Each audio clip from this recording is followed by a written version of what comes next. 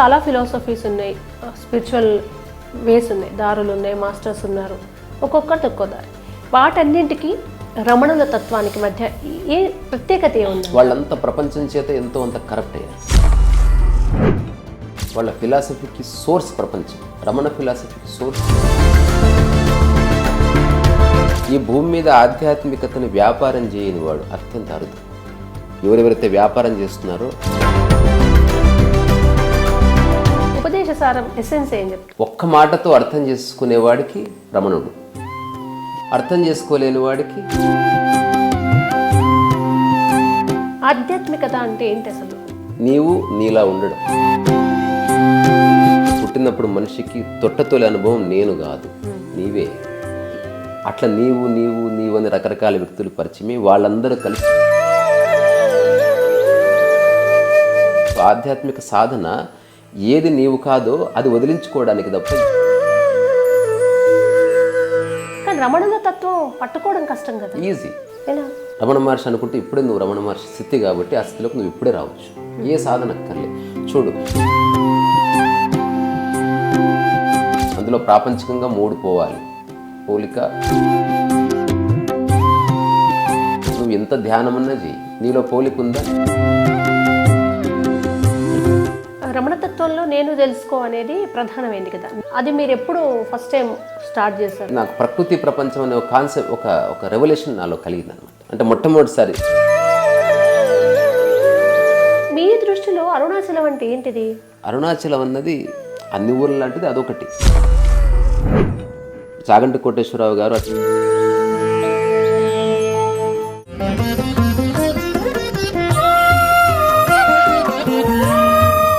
నమస్తే, welcome to Magna TV రమణీయం. నేను మీ కృష్ణవేణి. రమణుల గురించి, ఆయన తత్వాన్ని గురించి మాట్లాడడానికి ఈరోజు మనతో పాటు కాంతిరిస గారు ఉన్నారు. ఆలస్యం చేయకుండా ఆయనతో మాట్లాడదాం. నమస్తే. హాయ్ కృష్ణవేణి. ఎలా ఉంది? ఎట్లా నడుస్తుంది? ఒక దిక్కు వైలిన్, ఆల్వేస్ సేమ్. ఎస్. ఈ మధ్య మా కామెంట్స్లో మిమ్మల్ని రమణుల గురించి మాట్లాడమని రిక్వెస్ట్లు వచ్చాయి. ఏదో రమణాశ్రమం ఉత్తరాధికారి మీరు అయినట్టు ఆఫ్టర్ 3 years అనుకుంటా కదా మిమ్మల్ని కలిసి. అవును. అప్పుడు వైలిన్ పాటలు అదొక same ditto. Nothing change and nothing changes. Ramana తాత అంటారు కదా మీరు. అంటే ఇప్పుడు నేను నాకు తెలిసి ఈ భూమి మీద ఒక కొత్త డైమెన్షన్ డిఫైన్ చేసింది నేను. ఇంకోటి ఎవరు డిస్ప్యూట్ చేయలేరు దాన్ని. ఎందుకంటే దానికి కారణం, ఇప్పుడు ఉపదేశ సారంలో నేను ఒక చిన్న పాట లాంటిది రాసిన. అది ఊరికే పాడతా, అందులో తత్వం అంతుంది.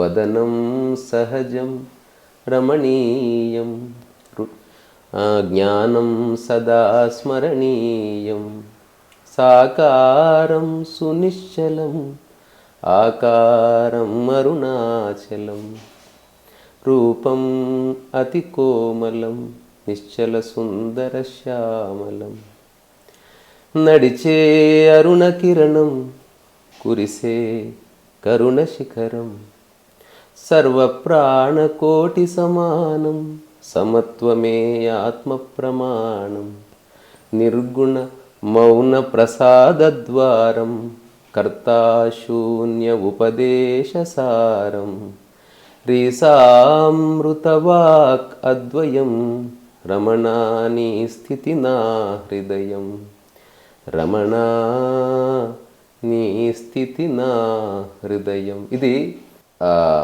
నేను ఊరికి ఆసుగా రాసింది అనమాట. ఉపదేశ సారం చదువుతున్నప్పుడు వచ్చింది ఇది. ఉపదేశ సారం టాక్స్ చేస్తున్నా ఎవ్రీడే. అవును, నేను చూస్తున్నా రెగ్యులర్ టాక్స్లో ఊరికే ఆ ఫస్ట్ టాక్ చేసిన ఎప్పుడు అర్ధరాత్రి నేను లేచి అందులో సర్వప్రాణకోటి సమానం సమత్వమే ఆత్మ ప్రమాణం. ఈ సమత్వమే ఆత్మ ప్రమాణం అన్నది రమణ స్థితి అన్నట్టు.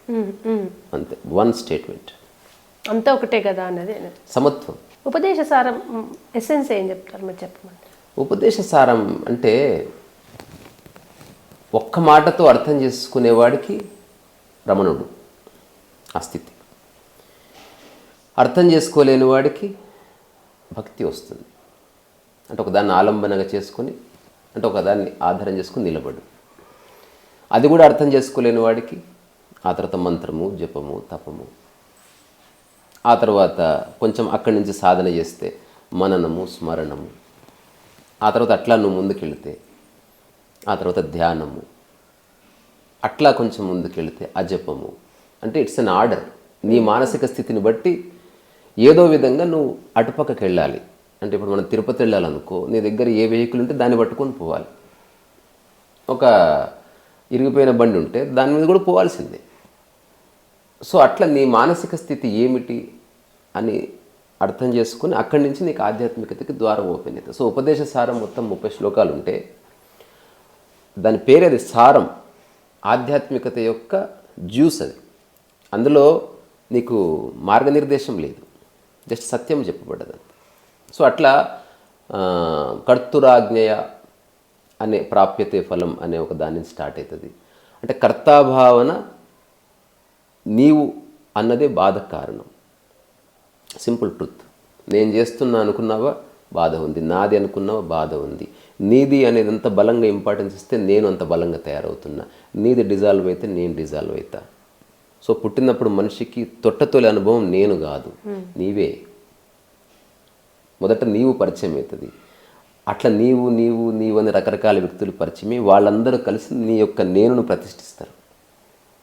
అందుకని ఆధ్యాత్మిక చివరి మజిలీలో పరానే పడిపోతుంది. అంటే నీది పడిపోతుంది, నీవు పడిపోతుంది, నీ పడిపోతుంది. ఈ 3 పడిపోవడంతో నా పడిపోతుంది, నాది పడిపోతుంది, నేను పడిపోతుంది. సో ఉపదేశ సారంలో ఈ క్రొనాలజీ ఉందన్నమాట సరిగ్గా చూస్తే. అదర్వైజ్ చూస్తే అన్ని శ్లోకాలకి జనాలు చదువుతారు, మర్చిపోతారు, చూడదోసుకో. అట్లా కర్తాభావన లేదు, కానీ ఇది నీకు అర్థం కాదు. అందుకని ఆ పరమాత్మనే కర్త అనుకో, తద్వారా ఫలితము కూడా అయినది. నువ్వు ఓన్లీ కర్మ చేస్తున్నావు, అయిపోయిందా. ఆ నెక్స్ట్ అంటాడు కర్మ చేస్తున్నావు కానీ అనంతమైన కర్మలు చేస్తూ కర్మ చేస్తున్నా అని కూడా అనుకోకు, ఎందుకంటే అదొక జడం అది. సో అట్లా వస్తూ అసలు ఈ ఆలోచన ఎట్లా వస్తున్నాయి, మనసు ఏమిటి, ఆ తర్వాత ఏ ఆలోచన మంచిది ఏ ఆలోచన చెడ్డదనే భేదభావాలు తీసేసి ఆలోచన ఒక టూల్ అంతా దాన్ని వాడుకో. మళ్ళీ అట్లా వస్తే అసలు మనసులోకి తొంగి చూసే కొద్దీ మనసు ఉండదు. ఫైనల్గా స్వీయ విచారణ దగ్గరకు వచ్చి ఆగుతుంది అనమాట. అంటే ఇక్కడ ఏమీ లేదు, యు ఆర్ అన్నెసెసరీలీ క్రియేటింగ్ ఇలా so many conflicts in your life అనేది సుస్పష్టం. ఆధ్యాత్మికత అంటే ఏంటి అసలు? నీవు నీలా ఉండడం అంటే హాయిగా ఉండడం. నువ్వు ఎంత సాధించినా హాయిగా లేకపోతే, హాయి అంటే ఒక్కొక్కరికి ఒక్కో హాయి కదా. హాయి మూలం ఒకటే ఉంటుంది, మార్గం అనంతంగా ఉండొచ్చు. ఇప్పుడు ఆకలి వేరు, ఆకలి మనం ఫుల్ఫిల్ చేసుకోవడానికి ఎంచుకునే రెస్టారెంట్ పదార్థాలు వేరు. సో రెస్టారెంట్కి పదార్థాలకి ఆకలికి ఏం సంబంధం లేదు, ఆకలి స్టాండర్డ్ ఉంది ఎక్స్పీరియన్స్. నీ ఆకలి నా ఆకలి వేరు కాదు, అందుకని మనందరి ఆకలి ఒకటి, మనం ఒకటి కాదు. అట్లా చూస్తే ఆధ్యాత్మికత. సో నీ ఆకలి నా ఆకలిని గుర్తించినప్పుడు మనం ఆధ్యాత్మికత గురించి మాట్లాడుకుంటున్నాం. పదార్థము రాగానే వేరే నీ మనసు నా మనసు వచ్చింది. సో ఇప్పుడు ఆధ్యాత్మికత అంటే హాయిగా ఉండడం. మనకి రకరకాల అద్భుతాలు లేకపోతే కాంతులు, దివ్య కాంతులు, ఇదంతా మళ్ళీ మనోకల్పనని. వాడు ప్రపంచంలో ఎట్లయితే ఒక ఎక్స్ట్రావగాంజా కోరుకుంటున్నాడో అదే ఎక్స్ట్రావగాంజా వాడు ఆధ్యాత్మికతలను కోరుకుంటున్నాడు. అట్లాంటి వాడికి అట్లాంటి గురువులు ఉన్నారు. అంటే ఎట్లాంటి వాడికి అట్లాంటి వాడు ఉన్నాడు భూమి మీద. తారసపడతారు కూడా, అట్లా పడతారు. People want to exploit you. చాలామంది పడిపోతారు వాటికి. సో ఈ కపోల కల్పనలో పడ్డవాడు అట్లాగే కొట్టుకుపోతాడు, వాడికి ముక్తి లేదు. అట్లా కాకుండా నీకు ఇప్పుడు ప్రశాంతంగా ఉంటే బాగుంటుంది కదా, ఇది పోకుండా ఉండేటట్టు చూసుకోవడం ఎరుక, అవేర్నెస్ అన్నట్టు. నిరంతర ఎరుక అంటే అది. అంటే నువ్వు ఏ విధంగా ఉంటే హాయిగా ఉందో అది నీ స్వభావం. You are not creating it, that's your nature. ప్రకృతిలో ఉంది ఒక హాయి. సో ఏ ప్రకృతి నియమాలతో నువ్వు జన్మ తీసుకున్నావో పెరుగుతున్న కొద్దీ నీ కృష్ణవేణి అనే పేరు నీదని నమ్మి, ఆ బొమ్మ నాదని నమ్మి, ఆ తర్వాత బొమ్మ ఎవరో గుంజుకుంటే ఏడ్చి ఆ తర్వాత అది నాకే కావాలని చెప్పించి అట్లాంటివి ఇంకా నాకు కావాలనిపించి ఆ తర్వాత ఈ బ్యాగ్ నాది, ఈ స్కూల్ నాది, ఈ కాలేజ్ నాది, వీళ్ళు బంధువులు మా వాళ్ళు, ఈ కులం మాది, ఈ మతం నాది అని ఇట్లా అనిపించి రాను రాను చాలా అనిపిస్తున్నాయి, ఇవేవి నాది కాదనిపించి, కానీ ఈ కొన్ని నాకు కావాలనిపించి వాటి కోసం తలలు కొట్టుకొని ఇవి లేకపోతే నేను బతకలేదనిపించి ఇట్లా రకరకాల ఆటలు ఆడిపించి ఫైనల్గా అసలు ఏది నాది కాదు అనే స్థితి వస్తుంది. నువ్వు చూడు, చిన్నప్పటి నుంచి మనిషి బొమ్మను పట్టుకున్నాడు, బొమ్మను వదిలేశాడు, కాలేజీని పట్టుకున్నాడు, కాలేజీని వదిలేసాడు. సో మనిషి వదిలేస్తూ వస్తున్నాడు. సో ఈజ్ ఆల్ ఎప్పుడు ఏదో ఒక దాన్ని పట్టుకొని కొంతసేపు దాన్ని అనుభవించి ఇందులో ఏ సారం లేదని వదిలేస్తున్నాడు. అసలు ఏం కావాలి అంటే ఏమొద్దు మనిషికి బేసికలీ. సో ఈ ప్రకృతిలో నువ్వు జన్మ తీసుకున్నావు, ప్రపంచం నీ మనసు పట్టుకుంది, ఇప్పుడు ప్రపంచాన్ని మనసు పట్టుకున్నందుకు నీ ఆనందం ప్రశాంతత పోయింది. ఇప్పుడు ఆధ్యాత్మిక సాధన ఏదన్నా కావచ్చు, నువ్వు ఏ సాధన అన్నా చేసుకోపో. నా కాళ్ళు ముళ్ళు దిగింది, ఏ కంపెనీ బ్లేడ్ అన్నవాడు ఏ కంపెనీ సూది అన్నవాడు డజంట్ మ్యాటర్, లేదా వేడి నీళ్ళ కాపడం పెట్టుకో, కానీ ఏదో విధంగా సూది పోవాలి. ఇక్కడ ఏ గురువు గొప్పవాడు కాదని రిలవెంట్ డిస్కషన్లో. బట్ సమ్హౌ నీ మనస్సు ఏ ప్రపంచం చేత కలుషితమైందో, ప్రభావితమైందో, కరప్ట్ అయిందో అది తిరిగి క్లెన్స్ అవ్వడం, ఆ ప్రాపంచిక విషయాల నుంచి మనసు బయటపడగలిగితే మళ్ళీ నీ యొక్క స్వస్వభావంలోకి, స్వస్వరూపంలోకి సహజంగా వస్తావు. సో ఆధ్యాత్మిక సాధన ఏది నీవు కాదో అది వదిలించుకోవడానికి తప్ప ఏది నీవో అది పొందడానికి కాదు. కానీ ఇప్పుడు మనం ఇక్కడ వదిలేసుకుంటూ వస్తామని మీరు అన్నారు. వదిలేస్తామని తెలిసి పట్టుకుంటున్నాం కదా. చాలా వరకు వేరే వాళ్ళందరూ చేస్తుందుకు మనం పట్టుకుంటాం. అదర్వైజ్ ఒక అడవిలో నువ్వు ఉన్నావు అనుకో, అసలు ఇప్పుడు చేస్తున్న దాంట్లో, ఇప్పుడు మాట్లాడుతున్న దాంట్లో 99% పడిపోతాయి. అప్పుడు నువ్వు ఎగ్జిస్టెన్స్గా ఉంటావు అంతే. ఏది నీ యొక్క జీవించడానికి ఉపయోగమో అది మాత్రమే చేయబడుతుంది, మిగతా అది ఏది చేయవు. తల దూకోవడం ఉండదు, లిప్స్టిక్ పెట్టుకోవడం ఉండదు, చూసేవాడే లేకపోతే ఇవి ఎక్కడివి. సో మన హోల్ అటెన్షన్, ప్రపంచం అంటే ఎదుటి వ్యక్తి దృష్టిలో బాగుండడం, ఆధ్యాత్మికత అంటే ఎదుటి వ్యక్తి అనేవాడు లేడని తెలుసుకోవడం. జస్ట్ నీవు ఉన్నావు అంతే. ఇప్పుడు రమణ మహర్షి చిన్న గోచి పెట్టుకొని కూర్చున్నాడు, ఎదురు వ్యక్తి ఎవరు, వాళ్ళ ఒపీనియన్ ఏమిటి అనేది లేదు. ఎందుకంటే ఆయన ఎవరు లేరని అనుకుంటున్నాడు కనుక. దానికి 2 మార్గాలు ఉన్నాయి. ఉంటే అంతా నీవే, అంతా నీదే, లేదా ఎవరు నేను కాదు, ఇంక్లూడింగ్ నా బాడీ మైండ్తో సహా. ఏదైనా ఎక్స్ట్రీమ్ లెవెల్లో ఆయన ఎక్స్పీరియన్స్ ప్రకృతిలో ఉన్నది అది, అంటే నేచర్స్ లా అది. కానీ రమణుల తత్వం పట్టుకోవడం కష్టం కదా. ఈజీ. ఇప్పుడు నేను రమణ మహర్షిని స్థితి అని చెప్తాను నేను. సో రమణుని స్థితి, నువ్వు రమణ మహర్షి గురించి మాట్లాడినప్పుడు అతన్ని ఆడ మగ అన్నవో ఇరుక్కుపోతావు, అరుణాచలంతో అసోసియేట్ చూసినా ఇరుక్కుపోతావు. You just become bhakta of him. నీకు ఒక రమణ మహర్షిని నువ్వు దర్శిస్తున్నదే ఆ స్థితిని చూసి. ఆ స్థితి అంటే ఏమిటి? మనం ఎప్పుడైనా సరే మనం తెలుసో తెలియకో ఒకానొక సత్యాన్ని అనుసరిస్తున్నాం మనందరం, ఎవ్రీబడి. ఇప్పుడు సినిమా చూస్తున్నాం అనుకో, మధ్యన కరెంటు పోతూ వస్తుంది అనుకో, నువ్వు కొంచెం డిస్టర్బ్ అవుతావు లేదా? అంటే సినిమా చూస్తున్న స్థితి బ్రేక్ అవుతుంది.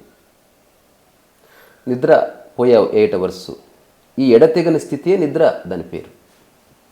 సో ఇప్పుడు మధ్యనే నిద్ర ఎవరో డిస్టర్బ్ చేస్తున్నారు అనుకో, నీ ఎడతెగని స్థితి, నీ సీమ్లెస్ ఎక్స్పీరియన్స్ బ్రేక్ అవుతుంది. అందుకని నీ కోపం వస్తుంది.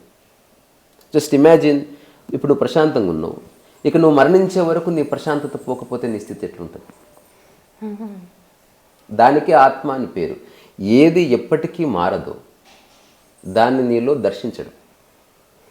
అటు రమణ మహర్షి ఆ 22 ఏళ్ల వయసులో బ్రాహ్మణ స్వామి ఉన్నప్పుడు ఏ స్థితిలో ఉన్నాడో మరణించే వరకు ఆ స్థితిలోనే ఉన్నాడు. 2009 నుంచి నా స్థితి ఏమాత్రం మారలేదు. ఎందుకు? It's beyond influence. అంటే మనసు ప్రాపంచిక విషయాల్ని పట్టుకోలేదు, అవసరం కోసం వాడుకుంటుందంతే. ఏవి నావి కాదు, అవసరం కోసం నాది అనుకుంటున్నా, భాష కోసం. కానీ దేన్ని సొంతం చేసుకోలేదు నేను, including human beings.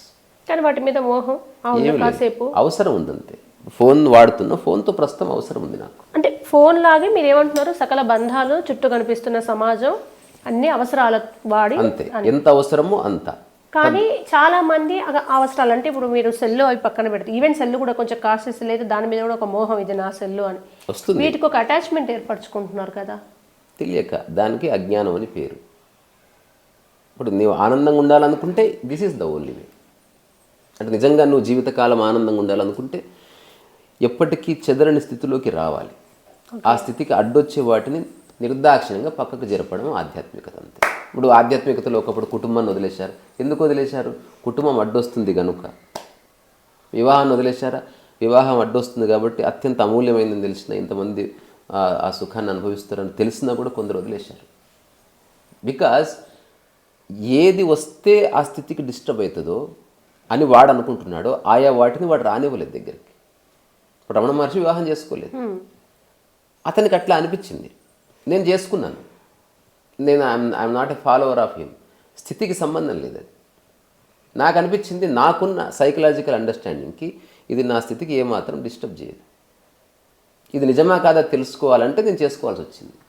So it is an experiment of my own self. ఇది జనాలు ఏమంటారు, జనాలు ఎలాంటి ఒపీనియన్స్కి అలాంటివి ఎప్పుడో పోయినాయి. నేను ఒక ఆధ్యాత్మికతకి నేను అనుసరిస్తున్న లేదా నాలో నుంచి ప్రభవించిన ఒక 10 సూత్రాలను ఒక బుక్ రాస్తున్నా. అందులో ప్రాపంచికంగా 3 పోవాలి: పోలిక, ఒపీనియన్, జడ్జిమెంట్. ఈ ప్రపంచం వల్లనే వస్తాయి. ప్రపంచం లేని చోట ఈ 3 లేవు. ఈ ప్రపంచం మానవ జాతికి ఇచ్చిన గిఫ్ట్. పోలిక, ఒపీనియన్, జడ్జిమెంట్.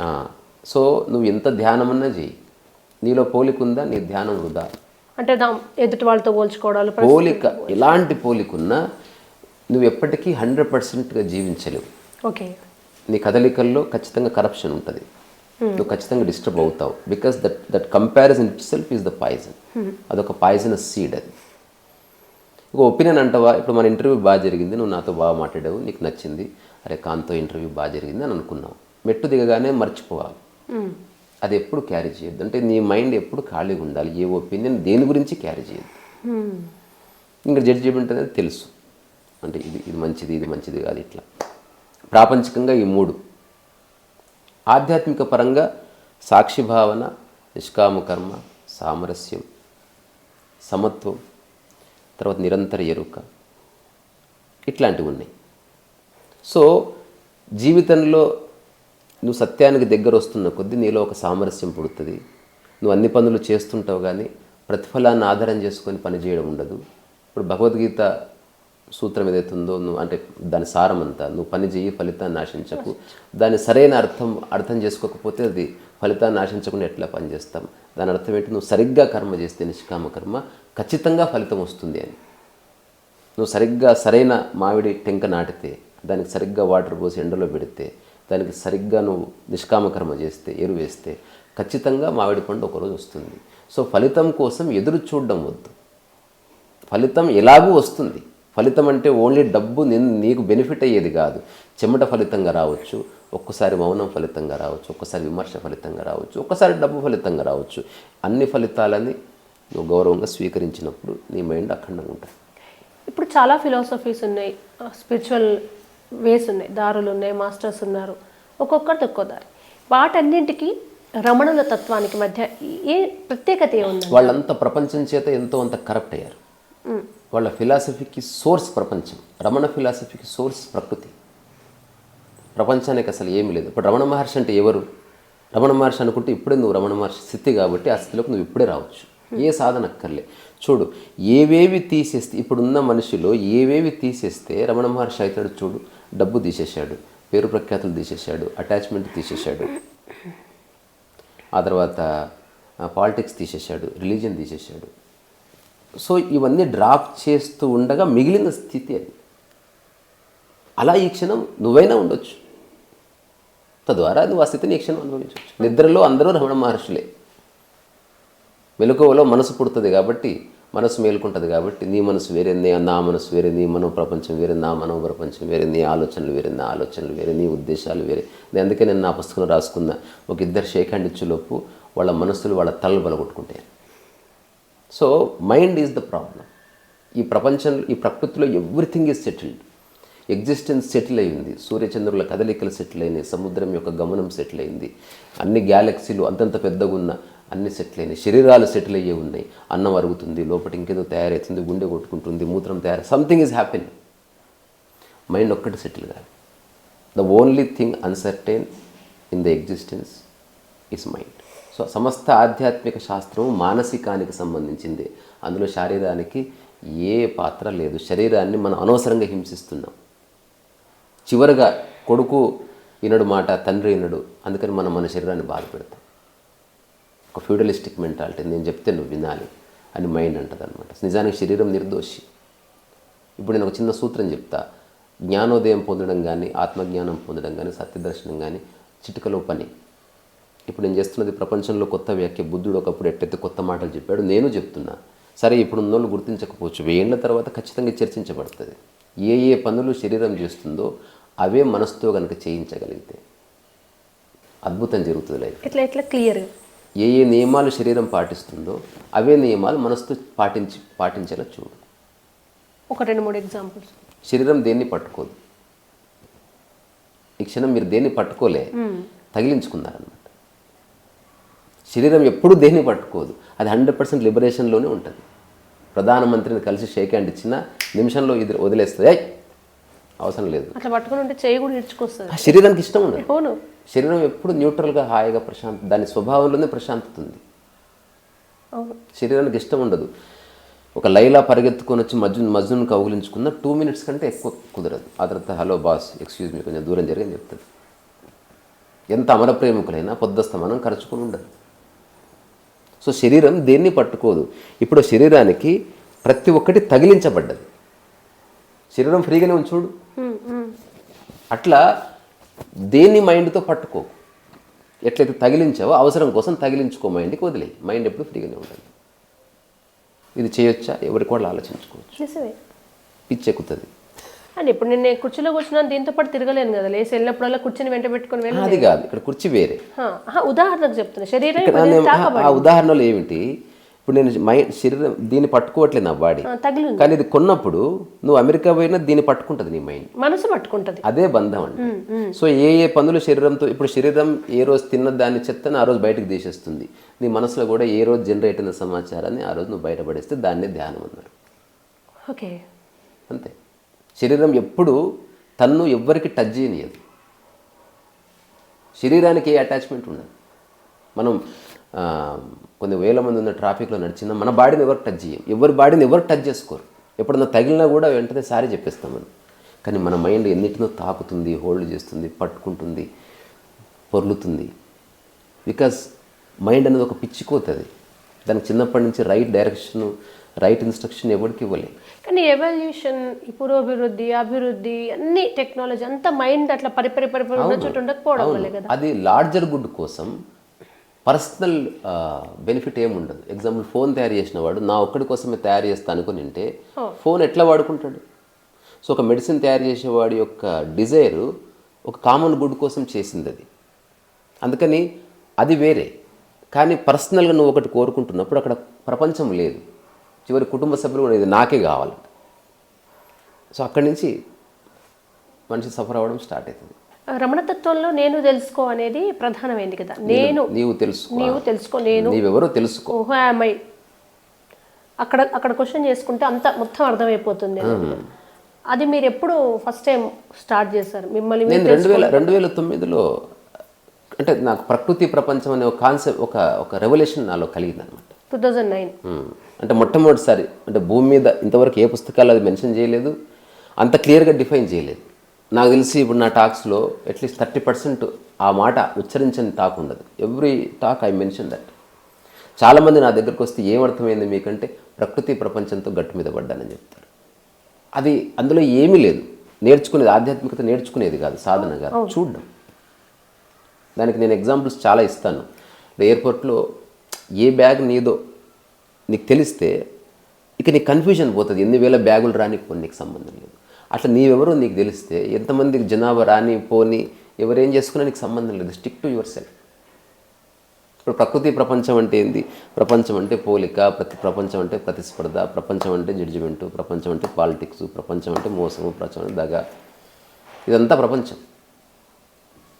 ఇప్పుడు మీరు నాకు షేక్ హ్యాండ్ ఇచ్చారనుకోండి, ప్రపంచం అయితే ఎక్స్పెక్టేషన్ అన్నట్టు లెక్క. ఆ షేక్ హ్యాండ్ ఒక్కటి లేదు, దాని వెనుక మైండ్ కూడా ఉంది. ఆ మైండ్లో ఏదో ఎక్స్పెక్టేషన్ ఉంది, అది ఇస్తుంది షేక్ హ్యాండ్. ప్రకృతిపరంగా షేక్ హ్యాండ్ అనుకో, I'm not expecting anything from you. So ఒక గ్రేట్ ఫోటోగ్రాఫ్లో 2 షేక్ హ్యాండ్స్ ఒకలాగా అనిపిస్తాయి. ఒకటి పూర్తి ప్రకృతిపరమైన షేక్ హ్యాండ్, ఒకటి పూర్తి ప్రాపంచికమైన shake hand. 99% of marriages are business proposals. So ప్రకృతి ప్రపంచం అనే ఒక చిన్న విభజనలో మన జీవితాన్ని చూస్తే, నిష్కామ కర్మ ప్రకృతికి సంబంధించింది, ఎక్స్పెక్టేషన్తో చేసే ఒక కామకర్మ అనేది ప్రపంచానికి సంబంధించింది. సో ప్రపంచాన్ని ప్రపంచంగా గుర్తించు, దాన్ని ఆధ్యాత్మికతకు లింక్ చేయకు. ఆఫీస్లో ఉన్నప్పుడు అనవసరంగా ఆనందంగా ఉంటాను, ఫ్రీడమ్గా ఉంటాను అనుకోకు. అక్కడ ఆనందం, ఫ్రీడమ్ రాదు. ఈ సత్యాన్ని గుర్తిస్తే కాన్ఫ్లిక్ట్ పోతుంది. నువ్వు మనుషులతో ఉన్నప్పుడు ఆనందంగా ఉండాలని అనుకోకు. మనుషులతో ఉన్నప్పుడు ఎరుకలో ఉండి ఎవరేం మాట్లాడుతున్నారో అవసరమైతే సారీ చెప్పైనా సరే తప్పించుకుని నువ్వు ఆనందంగా ఉండు. కానీ నువ్వు పంతాలకు పట్టింపులకు పోకు. దానివల్ల నీ జీవితం ప్రపంచంలో ఉన్న మనిషి ఖచ్చితంగా సారూప్యత ఉండదు, డిస్క్రపెన్సీ ఖచ్చితంగా ఉంటుంది. నీ ఆలోచనలకి నా ఆలోచనలకి మధ్య ఖచ్చితంగా భేదభావాలు వస్తాయి. అందుకని ఒకవేళ మనుషులతో కనుకుంటే మౌనంగా ఉండు. ఎక్కువసేపు కలిసి ఉండే వాళ్ళతో తక్కువ మాట్లాడు. ఇది నేను పాటిస్తున్న సూత్రం. ఇప్పుడు మీకు గ్రడ్జ్, కోపం ఇవేవి లేవా? ఏమి లేవు. షూర్ 100%. మీకు అసలు ఏం చేసిన కోపం రావచ్చు కానీ కంటిన్యూ అవ్వదు. చిరాకు ఉంటుంది, ప్రకృతిలోనే చిరాకు ఉంది. సో ప్రకృతి ఇప్పుడు నువ్వు ఒక కుక్క పడుకుంటే డొక్కలు పొడిచావు అనుకో కోపం ఉంటుంది. దానికి ఏం నీ మీద ద్వేషం, కుట్రలు ఏముండవు. ఎందుకంటే కోపం రావాలంటే గతంతో సంబంధం ఉంటుంది. చిరాకు అన్నది పూర్తి వర్తమానపు అనుభవం. అంటే కోపం ఒక్కొక్కసారి ట్రాఫిక్లో ఎవరు అన్నోన్ పర్సన్ ఇలా కాలు నొక్కినా కూడా కోపం వస్తుంది. అది కోపంగా చిరాకు అంటారు. అంటే కోపం అనగానే ఒక డీప్ రూటెడ్ సైకిక్ నుంచి వస్తుంది అది. తర్వాత దాని యొక్క ఇంపాక్ట్ కొంతసేపు ఉంటుంది. అంటే మీ దృష్టిలో ఇరిటేషన్ వేరే, యాంగర్నెస్ వేరే? 100%. ఇరిటేషన్ అనేది ప్రకృతిలో ఉంది. ఇరిటేషన్ కంటే ఇరిటేషన్ కరెక్ట్ కాదు, హెజిటేషన్. ఉపదేశసారం ఎందుకు? మీరు చాలా వీడియోస్ చేస్తారు. నేను అంటే ఉదయం పూట ఈ ఆధ్యాత్మిక పరమైన నేను ఎన్నో చదువున్నాను. సరదాగా నేను నా అనుభవం నుంచి వ్యాఖ్య చేసి చూద్దామని ఒక థాట్ వచ్చింది. ఫస్ట్ ఎంచుకున్నది అష్టావక్ర గీత. అష్టావక్ర గీత దాదాపు 136 టాక్స్. అంటే ఇంతవరకు ఎప్పుడు బ్రేక్ చేయలే. ఇప్పుడు నిష్కామ కర్మ అని నేను వర్బల్గా చెప్పకుండా నేను చేస్తున్నాను. అంటే చెప్పడం ఏముంది, స్టేజ్ మీద చెప్పి వెళ్ళిపోవచ్చు. బట్ అతను అందులో ఉన్నాడా లేదని ఎట్లా తెలుస్తుంది? సో స్వదర్శనం అయితే ప్రదర్శన పోతుంది అన్నది నా సిద్ధాంతం కదా. ఇప్పుడు చాలామంది ఆడియన్స్కి ఒక డౌట్ ఉంటుంది కదా, ఆధ్యాత్మికత అంటే అన్ని వదిలేసి రమణలాగా ఎక్కడో అరుణాచలం కొండ మీద ఉండాలి, మీకు ఏవీ లేవు, యూట్యూబ్ ఎందుకు పెట్టారు అనే డౌట్ ఉంటే ఏది ఉంటే అది ఉపయోగించుకో గౌరవంగా. డిటాచ్డ్ కానీ అవసరం అంతే. బస్సు అవసరం. ఇప్పుడు నా దగ్గర కారు ఉంది, అవసరం అంతే. కారు లేకపోతే నేనెందుకు బాధపడతా? అందుకే ఈ ప్రకృతి ప్రపంచం నుంచే కొన్ని అద్భుతమైన జీవన సూత్రాలు వచ్చాయి. అవి నేను పాటిస్తున్నాను. అట్లీస్ట్ ఒక 1000 మంది పాటిస్తున్నారు ఇప్పుడు నిశ్శబ్దంగా. ప్రత్యేకంగా ఎవరెవరు థ్యాంక్స్ చెప్పుకోవాల్సిన అవసరం లేదు. ఎందుకంటే ఇక్కడ వ్యక్తి పూజ అనవసరం. అదంతా మళ్ళా ప్రపంచం అంటగట్టింది. సో ప్రపంచంలో ఉన్న అన్నిటినీ అవసరం కోసం వాడుకో. వాటిని నీ మూలతత్వాలకు లింక్ పెట్టకు. ఫర్ ఎగ్జాంపుల్ ఉద్యోగం ప్రపంచం. నీకు డబ్బు అవసరం కాబట్టి ఉద్యోగం చేస్తున్నావు. 99% ఆఫ్ ద పీపుల్కి ఏ ఉద్యోగం ఇష్టం ఉండదు. అది జస్ట్ నీకు డబ్బు కావాలి, ఆ డబ్బు నీకు ఎవరు ఇవ్వడం లేదు కాబట్టి నువ్వే సరే నా కర్మ అనుకొని చేస్తావు. సో ఇప్పుడు ఉద్యోగం పోయిందనుకో, ప్రకృతి యొక్క మూలతత్వాలు ఏంటంటే నీ ఆనందం, నీ ప్రశాంతత, నీ నిద్ర, నీ ఆకలి, నీ నడక, నీ చిరునవ్వు. ఈ ప్రపంచం యొక్క విషయాలకు తాకట్టు పెట్టకు. ఇది మొదటి స్టెప్. ఇదే చివరి స్టెప్ కూడా. ఉద్యోగం పోయింది, చక్కగా భోజనం చేయి.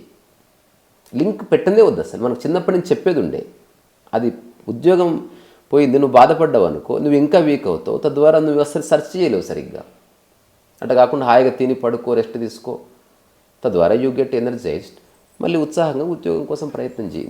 నెక్స్ట్ ప్రయత్నం కూడా చేయాలి. ఊరికే తిని కూర్చుంటా నెక్స్ట్ ప్రయత్నమే చెప్తున్నా. అంటే ఆ ప్రయత్నం చేయడానికి నీ ప్రశాంతత దోహదం చేస్తుంది. కానీ అది అయిపోయి నువ్వు డిప్రెషన్లోకి వెళ్ళిపోయి నువ్వు డిసప్పియర్ అయిపోయి దానివల్ల ఏ ఉపయోగం లేదు. నువ్వు దాని కోపాన్ని ఇంట్లో చూపించి ఏ ఉపయోగం లేదు. నీ అశక్తతని ఎవరెవరి మీదో మనం చూపిస్తాం, అదంతా అబద్ధం. అదంతా మైండ్ ఆడే గేమ్. సో మైండ్ ఈ చిన్న చిన్న విషయాల్ని అర్థం చేసుకోవడం వల్ల ట్రెమెండస్ చేంజ్ ఉంటుంది. దీనికి ఏ గురువు అక్కర్లేదు. ఏ గురువు ఎవరికి ఏ సహాయం చేయలేదు. చిన్న చిన్నవే కానీ ఆచరణలో చాలా పెద్దగా అవుతాయి కదా. అదే అంటే అట్లీస్ట్ ఒక 1 month to look at your mind. ఇప్పుడు ఇక్కడ నడుస్తున్నాం మనం, ఇక్కడ అడ్డం ఉంది, ఎన్నిసార్లు కింద పడతావు? అక్కడ కూర్చొని చూడు. ధ్యానం అంటే ఇదే. ఇక్కడ బండి చెడిపోయింది, అక్కడ మెడిటేషన్ చేస్తున్నారు, వచ్చి చూస్తున్నారు బండి అట్లే ఉంది, ఆశ్చర్యపోతున్నారు. అసలు ఇది తప్పిది. నేను మెడిటేషన్ చేస్తున్నా, బండి బాగైపోవాలి కదా. సో ఎప్పటికీ మెడిటేషన్ అనేది ఒక ఫెయిరీ టేల్ కాదు, అది ఒక సర్జరీ చేయడం లాంటిది. సర్జరీకి ముందు ఒక అసెస్మెంట్ జరుగుతుంది. అట్లా నీ ఆనందానికి భంగపరిచే ఆలోచన ఏమిటి, దాన్ని వెతకడం ధ్యానం. అంటే మెడిటేషన్ ఎందుకంటే బండి చెడిపోయిన తర్వాత కూడా ఓహో చెడిపోయిందిలే వేరే ఎట్లయినా వెళ్దాము అనుకోవడం మెడిటేషన్ అంతే కదా. అసలు బండి చెడిపోయిందా, బండిలో ఒక పార్ట్ చెడిపోయిందా చూడడం, స్పష్టంగా చూడడం. ఇప్పుడు నీకు 100% తెలిసింది ఈ ఒక్క స్క్రూ పెడితే బండి పనిచేస్తుంది. మెడిటేషన్ అక్కడితో అయిపోయింది. ఇప్పుడు నువ్వు చేయగలిగితే నువ్వు చేయి రిపేరు, లేదా అలాంటివి దాన్ని చేసేవాడు వస్తే వాడికి అప్పచెప్పు. వాడికి గురువు అని పేరు. ఎవడైతే చేయడానికి వస్తున్నాడో నీకు తెలుసు బట్ నీకు సాధ్యము కాదు కాబట్టి వాడు నీ బండిలో వాడు చేయబెట్టి తీస్తాడు. గురువు పని అంతవరకే. కానీ గురువుకు దండలేయడం, చప్పట్లు కొట్టడం, చూస్తే ఎమోషనల్ అయిపోవడం, ఇదంతా రుగ్మత. సో లార్జర్ దాన్ లైఫ్గా చూస్తున్నారు. సో ఒక పనికిరాని ఆరాధనలో పడ్డారు. ఎప్పుడు గుంపున్న చోట ధ్యానం సమగ్రంగా ఎవడు అర్థం చేసుకోలేడు. సామూహిక ధ్యానాలు అవన్నీ సామూహిక ధ్యాన నటన ఉంటుంది అంతే. సామూహిక ధ్యాన నటన నటన మహోత్సవాలు చేయాలి. Acting, we are all acting meditation in the evening అని చెప్పాలి. కుండలిని యాక్టివిటీ, ఊగిపోవడాలు, అదంతా వేరే వాళ్ళు నీకు చెప్తే ఆ మైండ్ అట్లా ఇంపాక్ట్ అవుతుంది. ఉదాహరణకి ఇప్పుడు మెగాస్టార్ చిరంజీవిని చూస్తే బట్టలు చింపుకునేవాడు ఉంటాడు, మరి వాళ్ళ కుటుంబ సభ్యులు ఎందుకు చింపుకోవట్లే? నిజంగా అతను చూడగానే బట్టలు చింపుకోవడం అనేది అనివార్యమైతే అందరూ చింపుకోవాలి ఎవ్రీడే. ఒకడు అతిగా ఆలోచిస్తున్నాడు కాబట్టి ఇంపాక్ట్ అవుతున్నాడు అతను. ఏ గురువులో ఏ ఇంపాక్ట్ ఉండదు, ఏ గురువు చూపులో నీ జీవితాన్ని మార్చే శక్తి ఉండదు. They are all ordinary people, అతి సాధారణమైన మనుషులు వాళ్ళు. కాదు, నాకు ఇక్కడ ఒక డౌట్. సరే, సాధారణ మనుషులు లేదా కొంచెం మరీ జ్ఞానం లేని వాళ్ళు, ఫస్ట్ నుంచి కొన్ని బిలీఫ్స్లో ఉన్న వాళ్ళు ఒక గురువుని చూసి ఎగ్జైట్ అవ్వడం జరుగుతుంది. చలన్ లాంటి అగ్రెసివ్గా ఆ కాలంలోనే ఉన్న ఒక రైటర్ ఎగ్జైట్ కాలే. రమణుల్ని చూసి నేను మొత్తం రమణుల ముందు సిగరెట్ తాగుతా అది ఇదని వచ్చి ఆయన కళ్ళని చూసి మొత్తం ఆఖరికి తన సమాధిని కూడా ఎందుకు అరుణాచలంలో పట్టుకున్నాడు? అదే బేసికల్గా షాక్ తిన్నాడు అనమాట. అంటే ఆ చలం గారిది ఒక చిన్న ప్రోగ్రెషన్ ఉంది. First it was little egoistic, అంటే నేనేం తక్కువ అనే ధోరణి ఉన్నది. ఆ తర్వాత అది పోయింది. ఎవరి తను, ఎందుకు ఇట్లా ఆకర్షిస్తున్నాడు నన్ను అని స్వీయ విచారణలో తన గురించి కాకుండా రమణుని ప్రతిష్ఠించుకున్నవాడు చలం. అసలు నేను ఎందుకు అట్రాక్ట్ అయ్యాను? ఏముందని, మంచి గొంతు లేదు, మంచి అందము లేదు, మంచి వాక్ లేదు, గొప్ప రూపం ఏమీ కాదే, ఏమిటి నేను అట్రాక్ట్ అవుతున్నది, ఏమిటది అని హిస్ టు ఎంక్వైర్. అయితే బాలాంతరం రజనీకాంత శర్మ అని ఒక ఆయన ఉన్నాడు, అప్పటి ఆల్ ఇండియా రేడియో దాంట్లో చలం గారి ఇంటర్వ్యూ ఉంటుంది. అందులో చలం గారు ఆయన స్టైన్ యాసలు చెప్తాడు. ఇప్పుడు ఆమె అరుణాచలం వచ్చి నాకు అంతా మర్చిపోయినాను ఈ టైప్లో మాట్లాడతాడు. అందులో ఈ చలం అనేవాడు లేకుండా పోవాలి, సమస్య అంతా అదే, చలం అడ్డొస్తున్నాడు అన్నిటికీ అని రమణ మహర్షి గురించి ఒక మాట చెప్తాడు.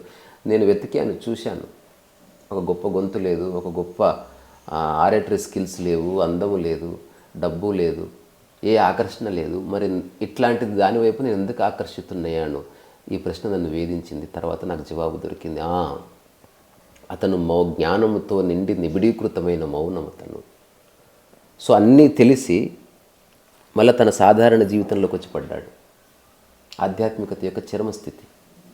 ఆధ్యాత్మికత యొక్క చరమస్థితి సాధారణతకి వచ్చే కంటే ముందు ఇంకొక స్టెప్ ఉంది. 99% అక్కడ ఆగిపోతారు.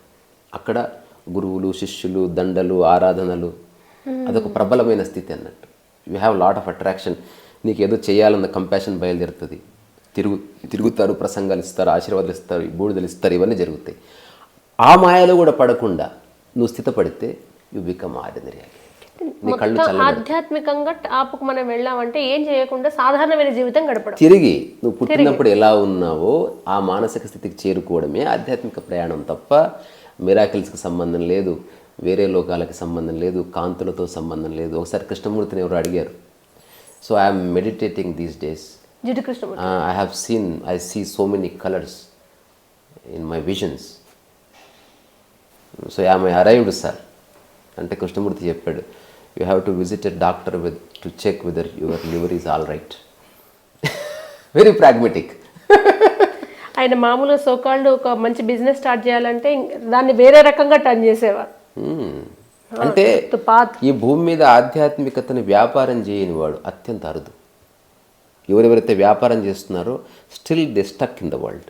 ఇంకా వాళ్ళు కొంత తెలుసుకోవాల్సి ఉంది.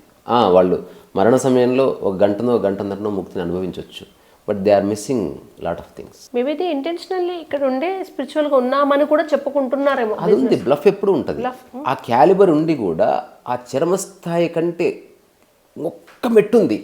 ఆ ఒక్క మెట్టు కింద చాలా ప్రబలమైన ఒక స్టెప్ అతిపెద్ద మాయ స్పిరిచువాలిటీ కింద ఒక స్టెప్ దగ్గర ఉంది. అదేమిటి, నీకు ఒక కంపాషన్ బయలుదేరుతుంది. ఏదో చేయాలని, సేవ చేయాలని, అది చేయాలని, ఇది చేయాలని, గుంపుని ఇదంతా వచ్చేస్తుంది అనమాట.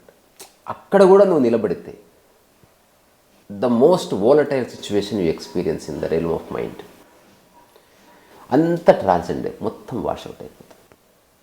యాక్చువల్గా చెప్పాలంటే యు క్రై, అంటే యువర్ అట్మోస్ట్ న్యాచురల్ ఆర్డినరీనెస్లోకి మళ్ళీ నువ్వు వచ్చి పడ్డావు అన్నమాట.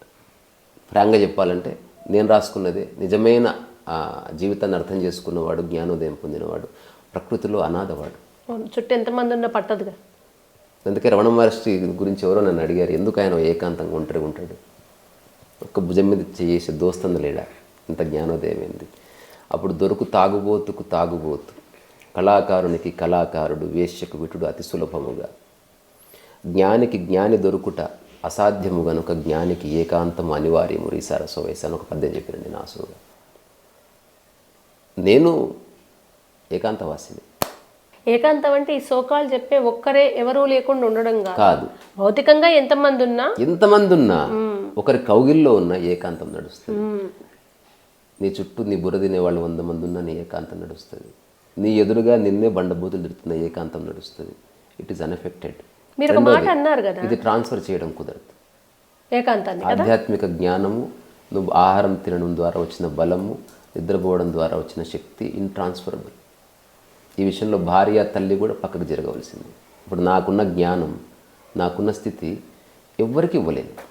ఎలా వచ్చిందనేది ప్రయాణం చెప్తూ వెళ్తే వాళ్ళు ఫీల్ అయ్యి తెలుసుకోవడం అంతవరకే. సూచనలు మాత్రమే ఉంటాయి, మిగతాదంతా నీదే హెడ్. మీరు ఆ జర్నీ చేసారు కనుక ఎట్లా పోవాలన్నా కొంచెం చెప్పండి అంటే అట్లా చెప్పొచ్చు. మీరు ఇంటర్వ్యూ స్టార్టింగ్లో ఒక మాట అన్నారు, ఆధ్యాత్మికత అనేది అంతా మనసుకు సంబంధించింది, బాడీ కదండి. ఇప్పుడు మనసే ఇప్పుడున్న పరిస్థితుల్లో అందరు ఏమన్నారంటే కాలం ఒకప్పుడు బాగుండే, 50 ఏళ్ల క్రితం 100 ఏళ్ల క్రితం ఆధ్యాత్మికత అన్నారు. అప్పుడంతా భక్తి. నాది కరెక్టేనా? స్పిరిచువాలిటీ వేరు, డివోషన్ వేరు అని. 100%. అంటే ట్రెడిషనల్ స్పిరిచువాలిటీ వేరు, ఆ తర్వాత స్పిరిచువాలిటీ వేరు కదా. ఆథెంటిక్ స్పిరిచువాలిటీ దానికి దేంతోనూ సంబంధం లేదు.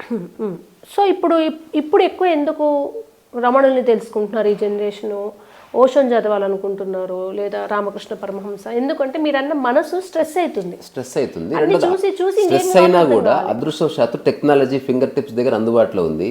సో సంహం ఏదో వీడియో ఏదో కనిపించి అట్లా చూస్తున్నారు, కానీ ఎంత చూసినా చూడనట్టే ఇన్ఫర్మేషన్ గ్యాదర్ చేసుకోవడం ఒకటి ఉంటుంది అంతే. నిజంగా గట్టు మీద పడే వాళ్ళ రేషియో శతాబ్దాల నుంచి ఒకటే ఉంటుంది. అది ఎక్కువ తక్కువ. బట్ ఆ నీళ్ళలోకి దూకుతున్న చేపలు ఎక్కువైనాయి. సరే, ఎంతవరకు సముద్రాన్ని దాటి వెళ్తారో పక్కన పెడితే, ఇప్పుడు ఆ స్ట్రెస్ ఎక్కువైంది. అన్ని ప్రయత్నాలు చేస్తున్నారు వాళ్ళు. ఇక్కడ ఈ మెకానికల్ లైఫ్ లో ఉండే అంగులు బొంగులు అన్ని చూసి లాస్ట్కి ఇది ఏది కాదు ఇంకేదో ఉంది అనుకొని ఆశ్రమాల్లో, ముఖ్యంగా మన రమణాశ్రమంలో వెస్ట్రన్, మనం అంతా సోకాల్డ్ ఏం చేసే ఒక వెస్ట్రన్ కంట్రీస్ లగ్జరీ లైఫ్ వదిలిపెట్టి వస్తారు కదా. అరుణాచలం వెళ్ళి ఉంటారు కదా మీరు? వెళ్ళాను. అంటే నేను ఫస్ట్ టైం వెళ్ళి, సెకండ్ టైం రమణాశ్రమం లోపలికి అట్లేం వెళ్ళలే, మామూలుగా ఊరు వెళ్ళినట్టు వెళ్ళాను అంతే. అంటే నాకు ఇదే అరుణాచలం. అంటే ఇది అరుణాచలం కాదని ప్రూవ్ చేయమని ఈ గదిని ఎవరిని. అంటే మీ దృష్టిలో అరుణాచలం అంటే ఏంటిది? అరుణాచలం అన్నది అన్ని ఊర్ల లాంటిది, అదొకటి. చాలామంది ఏదైనా ఒక ప్రదేశం, ఇప్పుడు ఆ గ్లాస్ ఉంది, ఇప్పుడు చాగంటి కోటేశ్వరరావు గారు అట్లాగే ఇక్కడ ఉన్న వాళ్ళంతా అది గొప్ప గ్లాస్ అని చెప్తే గొప్పగా చూడడం మొదలవుతుంది. అది వేరే వాళ్ళు ఇచ్చిన వ్యాఖ్య వల్ల నీకు కలుగుతున్న స్పందన. అట్లా కాకుండా ఏమీ తెలియని వాడికి అరుణాచలం మామూలు ఒక ఊర్లాగా అనిపిస్తుంది, ఒక కొండ ప్రాంతం. అక్కడ రమణ మహర్షి వచ్చి అక్కడే ఉండిపోయాడు కాబట్టి, అనుకోకుండా అతను చాలా ప్రాచుర్యం పొందాడు కాబట్టి, సో అరుణాచలం అన్నది ఒక్కసారి ప్రజలందరూ ఓన్ చేసుకున్నారు. సో రమణ మహర్షికి సినానిమస్గా మారిపోయింది అది. ఆయన ఒక స్టేట్మెంట్ ఇచ్చాడు, దాన్ని తప్పుగా అర్థం చేసుకుంది సమాజం చాలా బ్యూటిఫుల్గా. అరుణాచలం అంత గొప్ప ప్లేస్ మరొకటి లేదు ప్రపంచంలో అన్నాడు. సో దాని అర్థం అరుణాచలం చాలా గొప్పదంటే మిగతావన్నీ గొప్పవి కాదని కాదు, ఎక్కడ నువ్వు ఉంటే అక్కడ గొప్పదని తెలుసుకో, అక్కడ నువ్వు హాయిగా ఉండు, అట్లా చెప్పడానికి అదొక వ్యాఖ్య అంతే. ఇప్పుడు ఈ పెయింటింగ్ బాగుంది అంటే ఇది బాగాలేదని కాదు, ఇది బాగుంది, ఇటు తిరిగినప్పుడు ఇది కూడా బాగుంది. ఇక్కడ రెండు జరుగు ఉంటాయి. ఆయన ఉన్న ఊరిని విడిచిపెట్టి వెతుకుతూ అరుణాచలమే రావడం. వెతకలేదు, వచ్చేసాడు అంతే. అంటే ఇప్పుడు ఎవరో ఇంటికి వచ్చి అరుణాచలం అని వినగానే బయలుదేరి వెళ్ళిపోయాడు. ఎవరన్నా ప్యారిస్ అని అంటే ఇక్కడ జనాలకు వచ్చిన చిక్కదే, ఆయన అరుణాచలం అనగానే రావడం, అరుణాచలం అంత గొప్ప ప్రదేశం లేదు అనడం, రెండు చాలు ఇప్పుడు జనాలకి. అదే ఇప్పుడు ఎవరికి వాళ్ళు డిక్లేర్ చేయాలి కదా. నేను అంటున్నా ఈ గదిని మించిన గొప్ప ప్రదేశం లేదు. ఎవరి అవగాహనతో వాళ్ళు జీవించాలి, ఎవరో చెప్పారని కాదు. నువ్వు ఎన్ని నమ్ముతూ పోతావు, నీకేమీ తెలీదా? ఎవరో చెప్తేనే తెలుస్తుందా నీకు ఏది గొప్పదని? Don't you have sensitivity? అంటే ఎవరి నాలెడ్జ్ లెవెల్కి వాళ్ళకి అసలు ఇప్పుడు భగవద్గీత స్టార్టింగ్లో ఒకలాగా అర్థమవుతుంది, 10 సార్లు చదివిన తర్వాత ఒకలాగా అర్థమవుతుంది. అలా అర్థమవుతుంది భగవద్గీతనే కాదు, బేసికల్లీ అంటే జ్ఞాని స్థాయిని బట్టి కాదు, అదంతా మైండ్ అంతే. ఒకటి 100 రకాలుగా అర్థమైంది అనుకో, అసలు అర్థం కాదు చేసుకోవడం కాదని, అపార్థం చేసుకోవడమే. కానీ మీరు వినే ఉంటారు కదా, స్థాయిని బట్టి అర్థమవుతూ ఉంటుంది అని. అంటే ఎగ్జాక్ట్ అదేమిటి తెలుసుకోవాలంటే ఆచరిస్తున్నావు అనుకో, అప్పుడు ఈ స్టేట్మెంట్ పనిచేయదు. నువ్వు ఆలోచిస్తూ అర్థం చేసుకోవాలనుకున్నప్పుడు ఇవన్నీ రిలవెంట్ స్టేట్మెంట్స్. అప్పుడు ఒకలా అర్థమైంది, ఇప్పుడు అలాగ అర్థమైంది. అట్లా కాకుండా అందులో ఒక శ్లోకం తీసుకో, ఆ శ్లోకం యొక్క సారాన్ని ఆచరిస్తూ పో. ఇప్పుడు మీరు 2009 to 25 మీ స్థాయిలో డిఫరెన్స్ ఏం రాలేదు. ఇంటలెక్ట్లో మార్పు వచ్చింది, నా భాషలో మార్పు వచ్చింది, నా పర్సెప్షన్స్లో మార్పు వచ్చాయి, నా స్థితిలో ఏం మార్పు లేదు. సో ఈ ఇంటలెక్చువల్గా మీరు అనేదైనా పర్సెప్షన్ అయినా ఇదంతా కలిపి ఒక విషయం ఇంకొక రకంగా అర్థం అవ్వచ్చు కదా. ఇప్పుడు మనం అనుభవిస్తున్న స్థితులకి సమాచారంతో అర్థం చేసుకోవడంతో ఏ పని లేదు.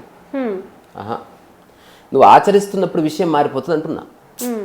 సరే, ఇప్పుడు నేను కూర్చొని అర్థం చేసుకోవడం అంటే, ఇప్పుడు నాకు సైకిల్ అర్థమైందంటే ఏమిటి అసలు? ఇప్పుడు నేను భగవద్గీతలో సైకిల్ ఎలా తొక్కాలో ఉంది, తొక్కితే తెలుస్తుంది అంటారు మీరు. అంతే, that is the only way. Bhagavad Gita చదువుతూ పోకూడదు నువ్వు, అది స్కూల్ పుస్తకం కాదు. భగవద్గీత ఒక శ్లోకం చదివావు, థియరీ ప్రాక్టికల్ వర్కౌట్ ఆ శ్లోకం యొక్క సారాన్ని జీవితంలో అనుభవించు ప్రాక్టికల్గా. నేను చెప్పనా, నిజంగా 6-7 శ్లోకాలు చదివితే ఆ తర్వాత చదవడానికి ఏముండదు ఇంకా. థ్యాంక్ యూ కాంతి రీసా గారు, వండర్ఫుల్ డిస్కషన్. రమణతత్వం ఏదైనా స్పిరిచువల్, ఓకే, ఇదంతా మంచి డిస్కషన్. ఇది నెవర్ ఎండింగ్ సబ్జెక్ట్. అంటే జస్ట్ ఒక స్థితి అనేది ప్రతి మనిషిలో ఆల్రెడీ ఉన్నది. ప్రశాంతత లేని మనిషి లేడు, ఆనందం కోరుకోని మనిషి లేడు. ఆనందం ఉన్నది, అట్లాగే హాయి ఉన్నది, గాఢ నిద్ర ఉన్నది. ఇవి చెడగొడుతున్నవి ఏమిటో చూసి పక్కకు జరిపితే రమణ స్థితి. రమణ స్థితి ఎంత సాధన చేసినా రాదు. రమణ స్థితిని పొందడానికి సాధన చేయవలసి వస్తే దానికి అడ్డొస్తున్న వాటిని తీసేయడానికి. ఇది ఎట్లాంటిదంటే, రోడ్డుని ఎవరు క్లియర్ చేయరు, చెత్తను క్లియర్ చేస్తే రోడ్డు మిగిలే ఉంది. బియ్యంలో రాళ్ళు ఏరినట్టు అంతే. సో బియ్యంలో చేసేది ఏం లేదు. నేను రీసెంట్గా చూసిన ఎయిర్ రిఫ్రెషనర్, నేను అన్న ఎయిర్ని రిఫ్రెష్ చేసి మనగాడు ముట్లే, ఎయిర్లో చెత్తను తీసేది కార్యక్రమం చేస్తుంది అది. Air is always pure. అట్లా ఏదైనా మంచి పాట చెప్పు. పాట కాదు, ఏదన్నా రాగం వాయిద్దాం, దర్బారీ కానడు వాయిద్దాం.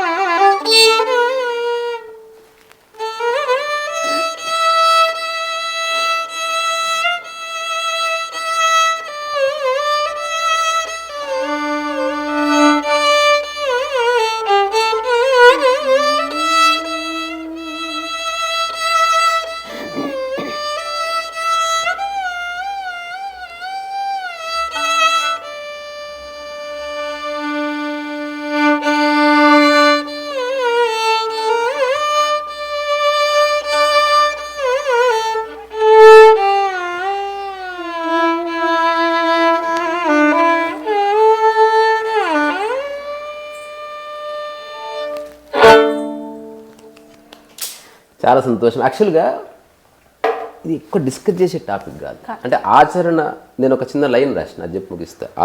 ఆత్మదర్శనంలో ఆలోచన ఆచరణ, ఆలోచన ఆచరణ, ఆలోచన ఆచరణ, ఆలోచన ఆచరణ, ఆలోచన ఆచరణ అంతం. ఆలోచన అంతం, ఇదంతా ఒక్క పదం అన్నమాట. తెలుగులో అత్యంత పెద్ద పదం, ఒక 3 లైన్లు రాసినట్లు. ఆలోచన ఆచరణ, ఆలోచన ఆచరణ, ఆలోచన ఆచరణ, ఆలోచన అంతం. సో మనం ఆలోచిస్తూ పోతే మైండ్ ప్రబలమవుతుంది, ఆచరిస్తూ పోతే మైండ్ జీరో అవుతుంది. ఏ విషయాలు మీరు ఆచరించారో ఆ విషయంలో ఆలోచన లేదు. ఇలా కుప్పకు పిన్ను పెట్టుకోవాలి, ఆలోచన కాదు. ఏ విషయాలు చేయడం లేదో అక్కడే అతిగా ఆలోచిస్తున్నాం, అదే మనిషిని బాధ పెడుతుంది. ఫిలాసఫీ అంటే ఆచరించకుండా మాట్లాడుతున్నది. నేను ఫిలాసఫర్ని కాదు, నేను ఒక ordinary stupid meaningless feeble human being basically. అట్లా అనుకుంటేనే ఫిలాసఫర్ కాదు, ఆచరిస్తున్నవాడు కాదు. నేను చెప్పేది వేరే వాళ్ళకి ఫిలాసఫీ అవ్వచ్చు, నేను ఫిలాసఫీ వేరే దృష్టిలో మీరు ఫిలాసఫర్ అయ్యుండొచ్చు, మీ దృష్టిలో మీరు వేరే దృష్టిలో స్టూపిడ్ కూడా అయ్యుండొచ్చు. అది దృష్టికోణాలు అనంతం ఉంటాయి, మనకెందుకు ఆ చక్కర్లు పడదు. పిచ్చోళ్ళం కూడా అవ్వచ్చు మనం 100%. అందుకే అది ఎవరు ఎట్లా పిలిచినా ఓకే, ఎందుకంటే అనవసరంగా పట్టించుకోవద్దు. అది రమణతత్వం. అట్లా థ్యాంక్ యూ కార్తీక్. చాలా మంచిది.